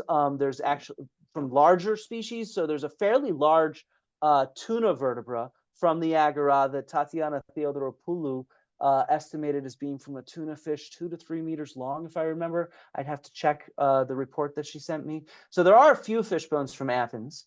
We're still waiting on Dimitra Milana. I'm not saying this in a rude way. She's great to study all the marine material from Azoria, where we do have a lot of fish from there. I know because I pulled it out for her to study, as well as a lot of shellfish. But I am not a fish expert, so I'm not going to comment on that in any detail. And then another question in the wine. Commenting on whether wine was a household commodity at the dinner table in all periods, or whether it was reserved for the symposium and special occasions. That's a little beyond what I can think of. It's a good question. So Kathleen Lynch, my PhD supervisor, has published on this, and she talks about, so she studies a lot of the pottery from Athens and from sites in Turkey and elsewhere, but she also studies artistic scenes. And what she's identified are examples of more casual group drinking.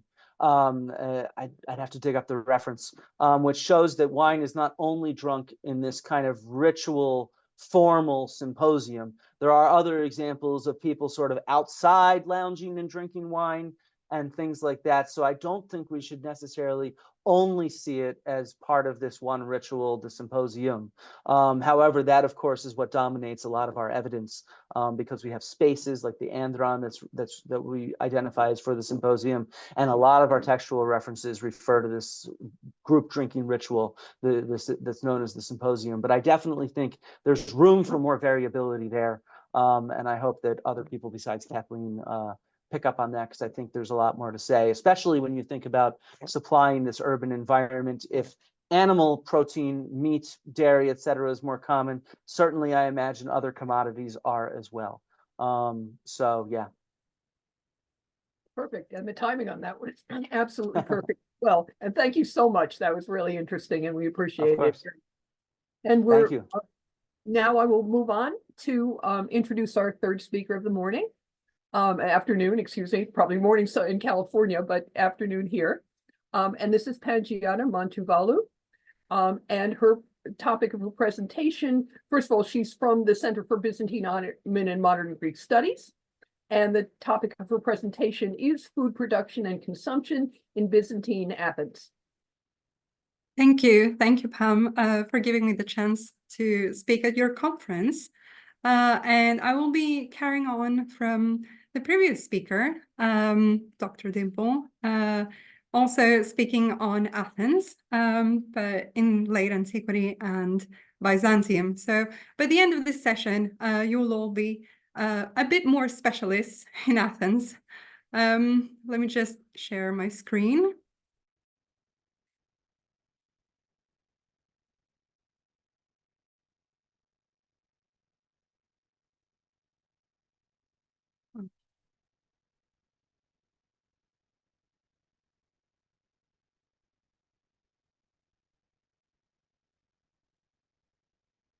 This paper will examine the food production and consumption in Athens between the 7th and 12th centuries AD, which is part of my current research on the economy of Athens in the late Antique and Byzantine periods. More specifically, my paper will focus on the dietary trends of the Athenians during the Byzantine period. My research area for this presentation will be limited to the Athenian Agora, which is the social, political, and financial core of the city. Byzantine Athens was organized in smaller settlement sections, like neighborhoods, where the church or church complex functioned as the center and the houses were built around the center.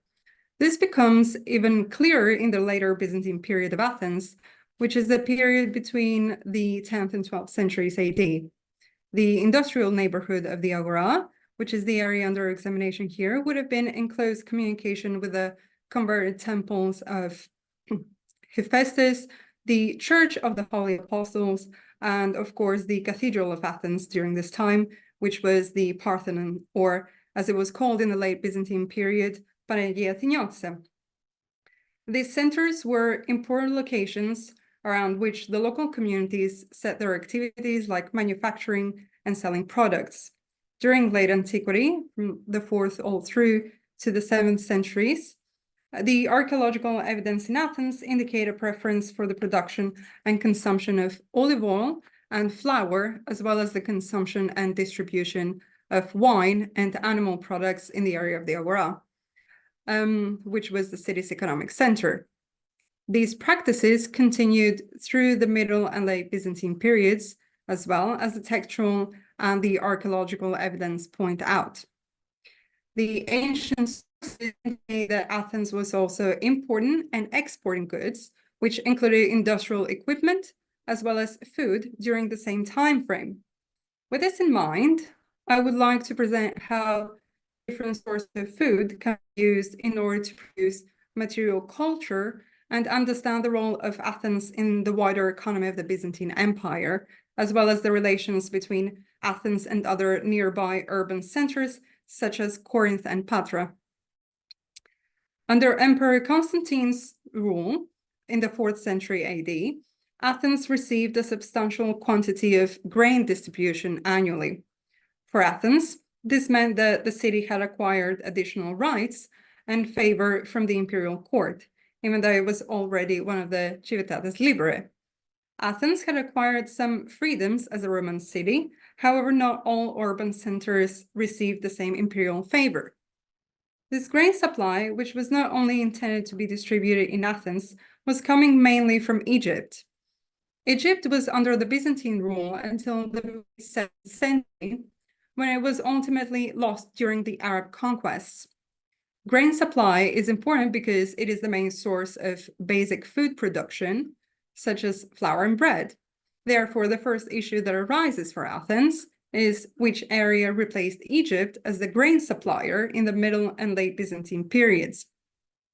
Here, I would like to look at several examples of the administrative legislations and the religious canon in order to understand the dietary habits of the Athenians and in what frequency they were following these rules. This could indicate the sources and the products which were available to them at the time. Grain was the base of making a large variety of products. Drinking habits are often overlooked by today's scholars, and when they are included in the primary sources, these are found in sections where the author wants to describe a personality with negative qualities. For example, the historian Ammianus Marcellinus from the 4th century wrote about the drink sabaya, which was a liquor made from barley or some other kind of grain, and informs us that this drink was usually consumed by the poor in Illyricum, part of which is Athens. Generally, the province of Illyricum does not seem to be highly considered, often described as barbarian, which had barbarian drinking habits that often caused riots in the taverns. A different reference to the drink sabaya in northern Greece relates the drink itself with the worship of Christ, called Christ sabaya. Zeno has suggested that this local cult could be associated with the orgiastic pagan Thracian deity Sabazius, who is often considered to be either a counterpart of Dionysus or just another name for Dionysus himself.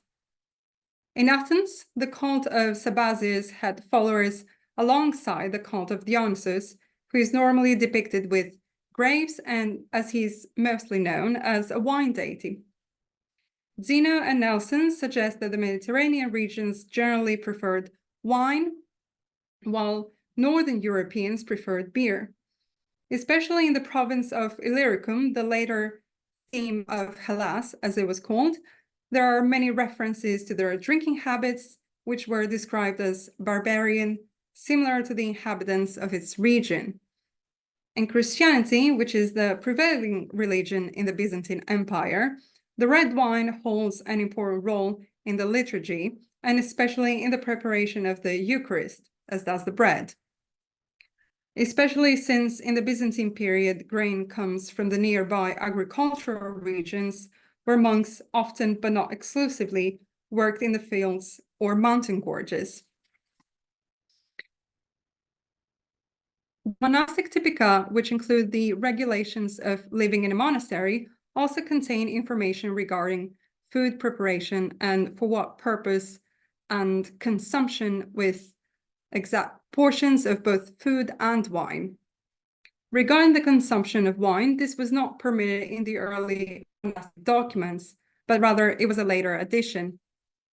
Although I have not found typica specifically from Athenian monasteries, I have used for my discussion here a variety of monastic texts, as they all seem to follow similar rules. These texts inform us that monks were doing both manual labor in the fields or gorges close to their monasteries, as well as actively taking part afterwards in the preparation of food. Their preferences turned mostly on simple and easily procured food, and they paid much attention to their diet. More specifically, monks and nuns were very precise in regards with the amounts and types of food, which were scheduled to be eaten at different times. And by different times, this does not only mean the time during the day, but also the different seasons and festivities.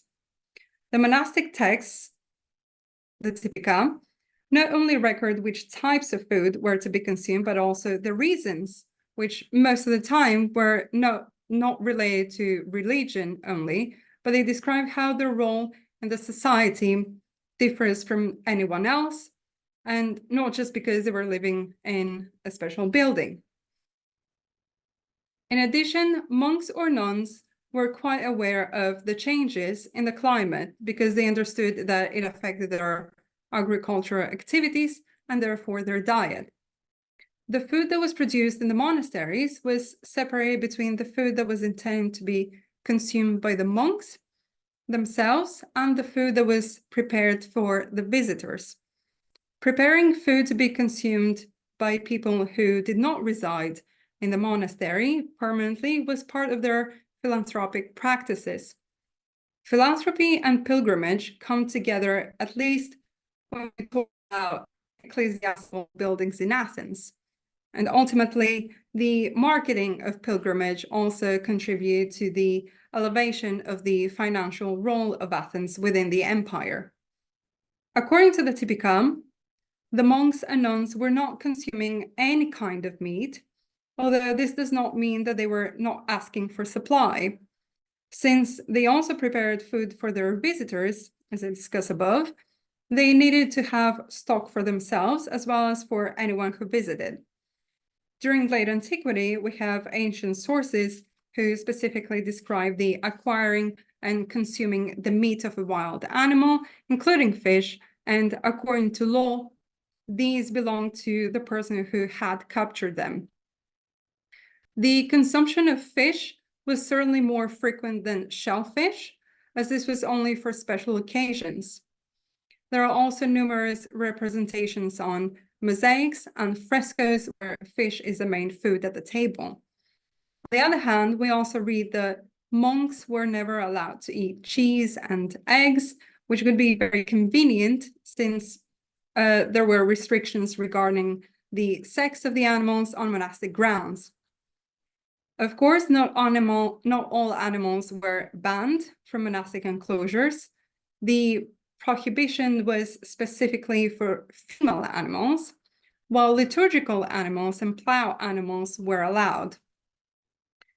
Regarding the quantities of the servings, the monastic texts provide detailed instructions where, during the preparations of the meals, the monks used wine cups and other measurements to be as precise as possible. This is even more intensified during periods of fasting.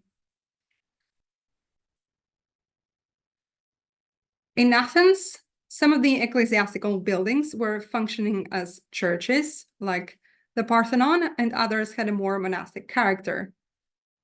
The excavations, which were conducted by the American School, have produced a large number of animal bones, mainly in the Agora, all throughout late antiquity and the Byzantine period. One of the excavating sections in Athens included a large pit dated to the 7th century, which was filled with horns and which has been interpreted as a refuse area due to the unusually large amount of horns. The food waste, along with olive presses, bread stamps, and a water mill further in the Agora, as well as a large number of shipping pottery, indicate an organized industry. More specifically, it is even possible to have buildings of food and drink businesses in city center Athens in the Middle and late Byzantine periods, in the same way that Athens had its own private workshops of pottery or metallurgy or clothing, as we see in many urban environments, such as Patra, Thessaloniki, and Thebes. The olive oil presses are not enough to produce fuel for kilns, and therefore they may have been used by the clergy for their own needs, as these were located close to churches. The bread stamps, which have been recovered also from the Agora close to churches, were used for preparing the Eucharist bread. The horns, which most likely came from goats, indicate a preference of Athens for this type of meat, which was imported into the city, or that this was more accessible. Either the customer was the ecclesiastical spaces or the food and drink businesses. They both seem to have the same preferences. As I have discussed above, in the monastic diet culture, the monks and nuns were preparing meals for themselves as well as their guests.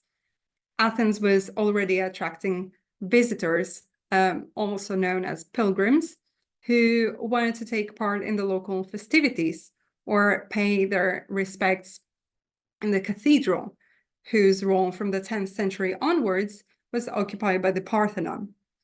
In that way, Athens projected itself as a significant pilgrimage site, and by cultivating this pilgrimage role, it also elevated its economy. Animal meat was not only intended to be consumed by the inhabitants of the city.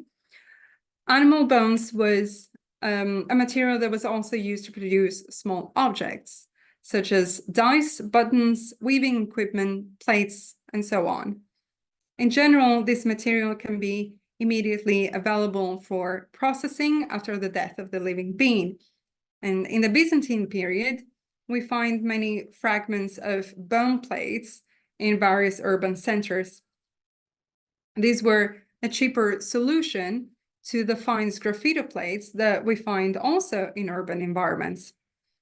The material is easy to obtain, as this also comes as part of the food consumption and can be used by anyone. Such objects have also been recorded in the nearby cities of Thebes, Corinth, and Patra.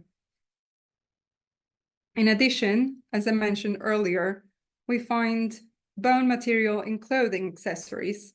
Buttons and fasteners come in all sorts of shapes and sizes, and they are found anywhere that human activity can be recorded because they are an essential part of everyday life. These are valuable artifacts which add to our knowledge of everyday life because they can provide information about preferences and style, especially indicating the variety of people who lived in Byzantine Athens and for which we do not often have images in the visual culture. At the end of antiquity, we have cases of politicians, members of the Curia, who donate or purchase expensive goods or are involved in trade. In addition to them, there were also other people, for example, merchants, who are involved in purchasing goods privately. As we move into the Byzantine period, the main group who was controlling the commercial activities was the clergy, while private merchants also carried out their own activities. These were people who did not come from local elite groups, but they were people who earned a significant amount of money and could spend it. They spent it on either small expensive objects, such as crosses, metal crosses, or donated to the building of an entire church or a monastic complex. These groups would probably be characterized under modern terms as middle class. Moving to the role of the city into the economy of the empire, Moses Finley and Max Weber have promoted the financial concept of primitivism, according to which what mattered in late antiquity was not economic profit, but status. Kashdan and Dunn have argued that the Byzantines did not view the town as a center for commercial activity or as a community with self-government, but instead as a pious center of what would today be called a consumer society. And therefore, a city which was non-productive would be characterized as parasitic. Buras, who had studied late Byzantine and Frankish Athens extensively, had also discussed the secondary role of the city to the overall economy of the empire. He argued that the establishment of the general plan as the primary goal of study for many scholars prevented them from valuing the contributions of non-elites to the economy of the city. There is much information from the elites and how they lived in Constantinople, which, as an example, could also apply to other big urban centers, such as Athens. However, this presents a misleading image of urban form as something fixed or static. Boris had suggested that there was interaction beyond the level of the household, which explains the urban restructure in a neighborhood form with houses situated around one church building, similar to an Anatolia. These neighborhoods host daily needs and blur the boundaries between public and private. Athens, in this neighborhood structure, housed communal identities, and this provides a broader view on the socio-economic and political factors that contribute to the making of the cities. Thebes, Patra, Corinth, and Thessaloniki are cities located in the Greek mainland very close to Athens. These urban centers had been manufacturing their own products during the Byzantine period. And here the question is how much value they added to the overall economy of a province and whether they functioned as local centers of exchange with small-scale commodity production and land ownership. Here, my question about the role of Athens is more to establish a primary or a secondary function of the city in the empire, or whether Athens is part of other smaller or larger networks which interconnect and bring together the bigger picture in the Byzantine Empire. I would like to conclude this paper by underlining the significance of feeding and food production and consumption as part of everyday life. It is often overlooked when it comes to urban environments, but rather important because we can unravel a variety of different aspects, whether it concerns the relations that this area has formed with other urban or rural centers, the role of a town within the wider economy of the empire, or simply everyday life that involves cooking or working in industry or celebrating in a local festival. The case of Athens and its role in the economy of the Byzantine Empire cannot be simply described as primary economy or a secondary one, but rather acknowledging that its role was more contributing by having its own market instead of a parasitic role. Consequently, this led to the creation of smaller networks and the development of a local material culture. And with that, I would like to conclude my paper. Thank you. Thank you so much. I'm really interested in this because I think it brings together the whole, the question of the economy of the Byzantine Empire and Athens' role in it. I think it's fabulous stuff. I have this is the old zooarchaeologist in me question. I saw your image of all those goat horns. And I'm wondering, is there any evidence for sort of horn working that in the textual records using the horn, the keratin part of the horn as opposed to the bone part?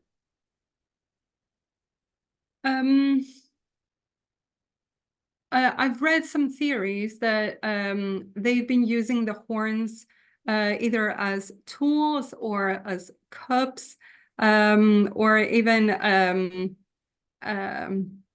to make fun of their neighbors. Some much later traditions in Byzantium, closer to the Frankish period, but mostly using them as tools. I hope that answers your question. Because I know in much later times I've seen them used as basically containers. Yeah. Early modern times, things like powder horns, for example. But I was just wondering about that. No, that's great. Do we have questions from the? I do have one. Let me go into the text. Here we go. Scroll down. Okay, here's a question. Talking about the purple textiles, and questioning of whether this would be porphyra murex dyed textiles. Yes, we have workshops in city center Athens that work on textiles. We have many murex shells and mostly needles. That both the shells and the needles show that those workshops, and they are private workshops, they're not even imperial workshops anymore, because after the 10th century we have private businesses that work on that. So we have smaller workshops within Athens that work on clothing, on porphyry, which would also mean that Athens is not just a small village, but rather a thriving economy, I would say. And they don't only produce porphyry. Well, in 10th century, porphyry is more of expensive clothing. It's not just imperial clothing. They sort of carry on the imperial tradition from late antiquity, but then they sort of privatize it and market it and distribute it locally. And this is from John Soderberg. I'd love to hear more about the development of standard measures. You mentioned wine cups. What is the chronology? Yeah, that's a fabulous question. Thank you. The chronology is mainly late 8th, 9th centuries. So there are specific cups. They're more like mugs, short mugs that they use for drinking wine, but also use them for their food proportions. It's mainly lentils that they eat. But it sort of seems like they use that for the times that they're either running out of food, that they have to be very, very careful about their portions. So it's not just during the times. Sorry, was that a question in the chat? Yes. Oh, and the other, we've got a comment, and this one from Mark Maltby. Okay. And this, he'll be speaking tomorrow, and as you know, he's working on Roman and medieval Winchester, and he said loads of goat and cattle horn cores in Saxon and medieval Winchester as well. So a compliment from the complete other end of Europe. Well, I hope I answered the previous question. I think And just I'm sorry I added to the goat knowledge. Absolutely, I think this is great. I mean, I'm always interested in goats. And the issue of controlling them as well, because they will eat anything and everything, down to, I think there was an archaeological excavation back maybe in the 1960s that complained that they ate a one of those fiberglass automobiles, or at least they crunched it up. So no, this is. Oh, and from Flint, we have goat knowledge is the best knowledge. So so we're delighted. No, but this is. And let me just. Okay, I think I want to thank everybody here. This has been absolutely fabulous. I appreciate all three speakers did a terrific job. And I want to thank our audience, and I want to very much invite you to come back tomorrow. We will be in the same time frame from 12 o'clock noon to 2:30 Eastern time.